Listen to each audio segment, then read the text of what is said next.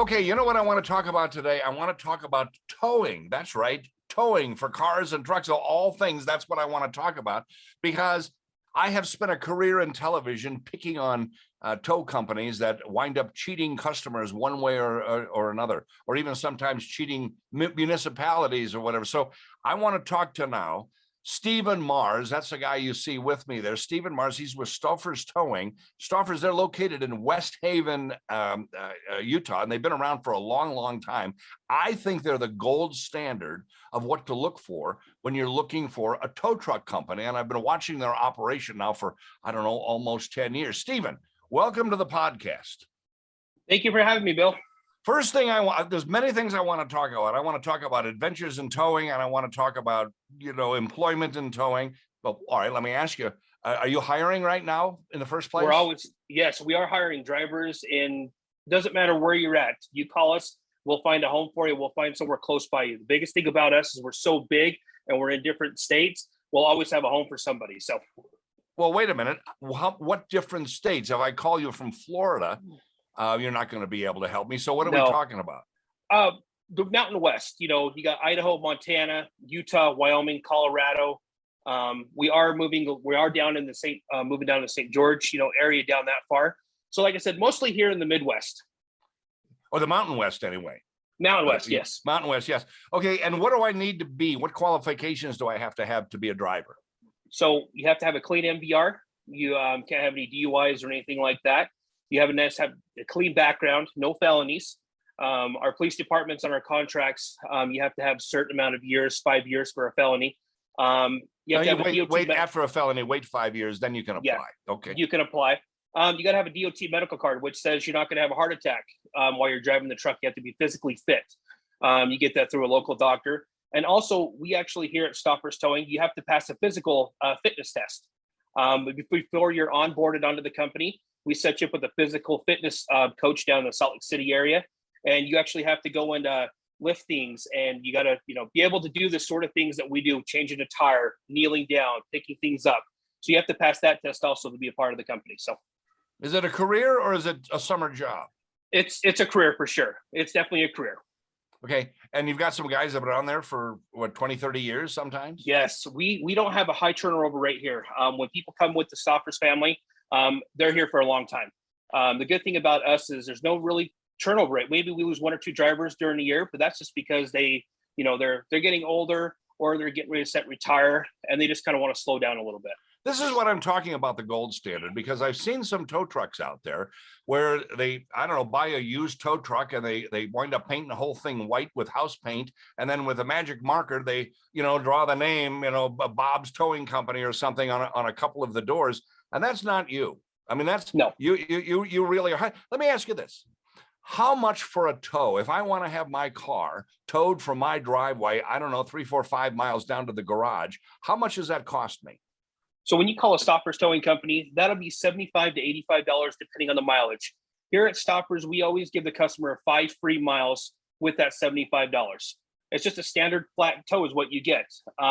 You call Joe Bob down the street, with one tow truck, that tow is going to be $125.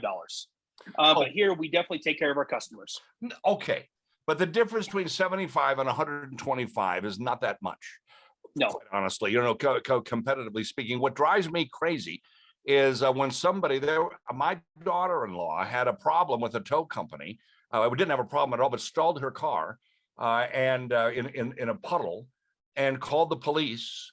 And the next tow truck in line, what is that called? All the rotation system. Rotation system. They called the next one in the rotation, so there was no choice. And out came a truck, and the next thing for about a 4 or 5 mile a tow, it was $360. How did that happen?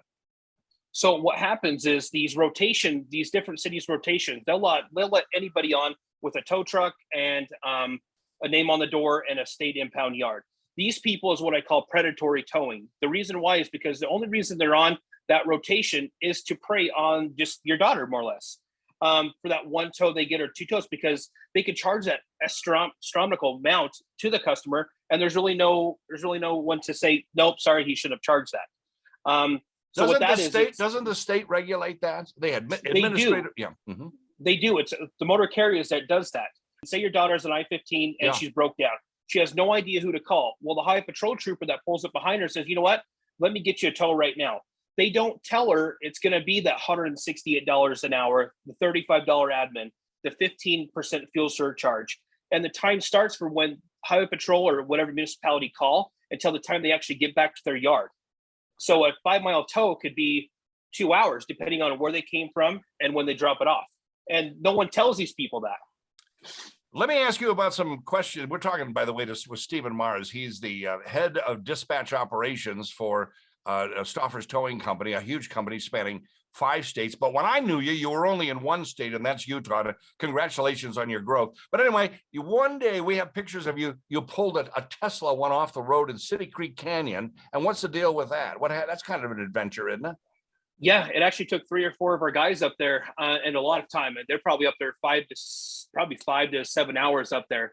The guy, I'm not sure really what happened. He just decided to just go off the road. I wasn't sure if it was speeding or what happened. Well, it might have been the computer. It might have been the Tesla computer said we'd rather take the canyon route. I don't know what happened there, but it was way down in the canyon. Yeah, and these guys had cables over their shoulders, according to our pictures, and they were going down the hill.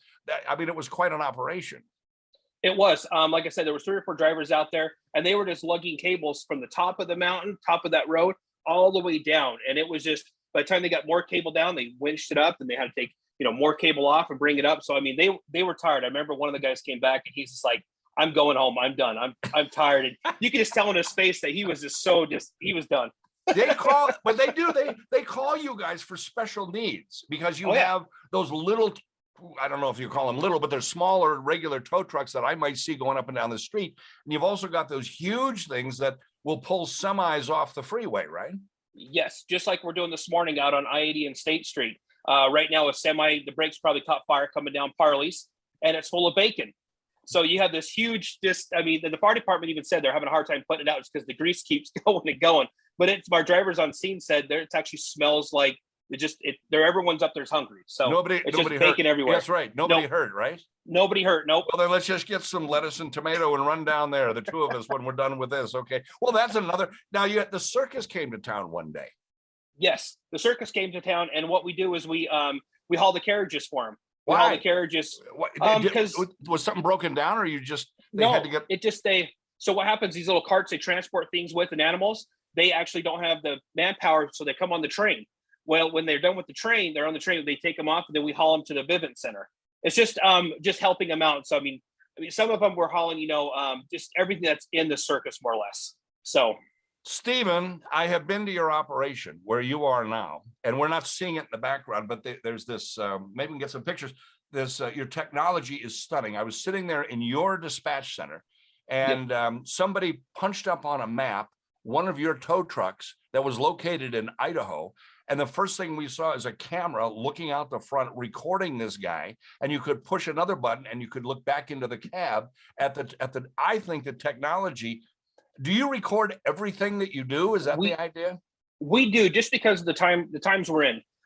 So what happens is our insurance company, has us. We're in a pretty big operation insurance wise with a few other big towers in the United States. Yeah. What it does is that we have to have cameras in our trucks, which protects us, but also protects the motoring public. So for instance, like the one time you were here, of course, our driver, we clicked on it, showing, hey, this is where our drivers are at, and we seen them on his phone, which they know they can't be on their phones when they're driving. I don't know. Yeah. Right. So they can't be on their phones when they're driving, and like I said, it just protects us and the people inside the cab. We actually, and that's in every single one of our 125 trucks. They have a camera that records all the time. If they're speeding, if something happens, if all of a sudden they stop, or if they're coming onto something that they want to record, just for protection or just to show us something, there's a button on the side that hits record and records for 30 seconds. And that's it's a first-class operation. I felt sorry for that tow truck driver because I figured you were just demonstrating something to me, and you caught the poor guy on his cell phone at that point. I hope you didn't yell at him too bad. Texting.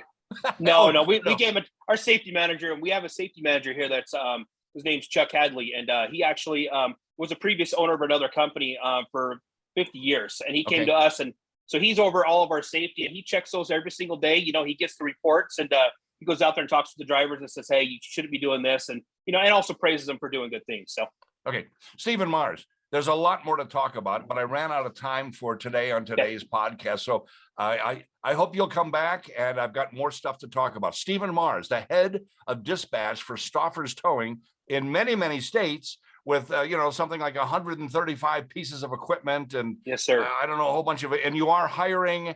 And if you're We are. physically fit, you can have a career as a tow operator. Stauffer's Towing. Thanks for joining us.